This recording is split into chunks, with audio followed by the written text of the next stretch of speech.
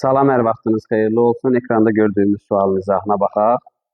Sualda deyir, şəkil 1-də yerdən h1 metr hündürlükdə olan bir hava şarı möhkəm və gərilmiş bir iplə A nöqtəsinə bərk edilmişdir. Bu hava şarı ip gərilmiş vəziyyətdə olarkən şəkil 2-də göstərilən vəziyyətə gəldikdə yerdən 8 metr daha yüksəlir.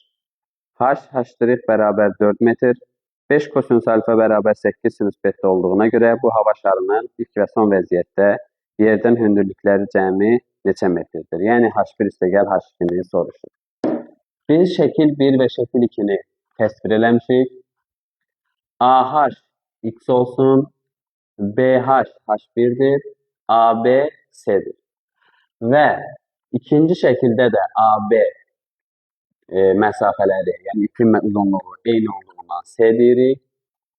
BH H2-dir və ikinci vəziyyətə gəldikdə yerdən hündürlüyü 8 metr daha yüksəldiyi üçün H2 bərabərdir H1 üstəgəl 8-dir. Başa da mən X demişəm. HH' da 4 dediyi üçün mənə AH' olur X çıxılsın 4. O zaman yazırıq. Birinci düzbucaqlı üçbucaq üçün Pifaqor teoremini yazıram. S kvadrat bərabər H1 kvadrat üstəgəl X kvadrat. İkinci düzbucaqlı üçbucaq üçün isə H2 kvadrat, H2'nin yerinə H1 üstəgəl 8 qoyuram. Kvadrat üstəgəl X çıx 4'ün kvadratı.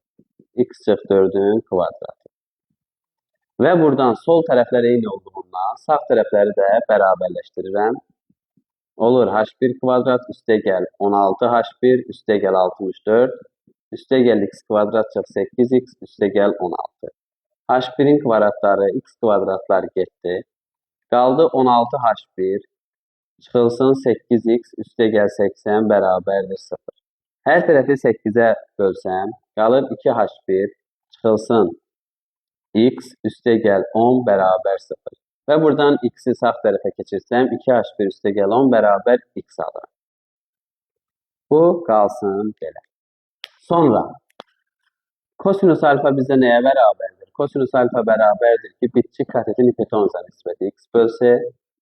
Sinus alfa bizdə, sinus beta bizdə nəyə bərabərdir? Sinus beta qarşıdakı katetin hipotenuza nisbəti. H2'nin S-yə nisbəti.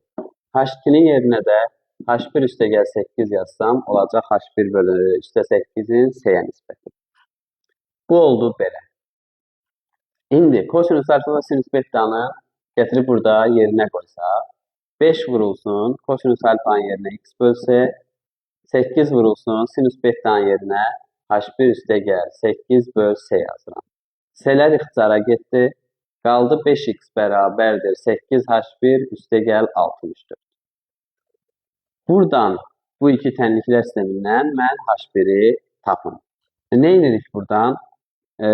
Bu bərabərliyin hər tərəfini 5'ə vursam, 10 dənə H1 üstəgəl 50 bərabərdir 5X alaram. Və burada da 5X 8H1 üstə 64'ü gətirib yerinə qoyuram. Olur 10H1 üstəgəl 50 bərabərdir 8H1 üstəgəl 64. Buradan da eləyir 2H1 bərabərdir. 64'dən 50 çıxıram, eləyir 14. H1 bərabərdir 7'yə. H1 7'dirsə, H2 də H1 plus 8'dir. Onda H2 də eləyir 7 üstə 8, 15. H2 15 tapdım, H1 7 tapdım. Deməli, H1 üstəgəl H2, 7 üstəgəl 15, yəni 22 olar.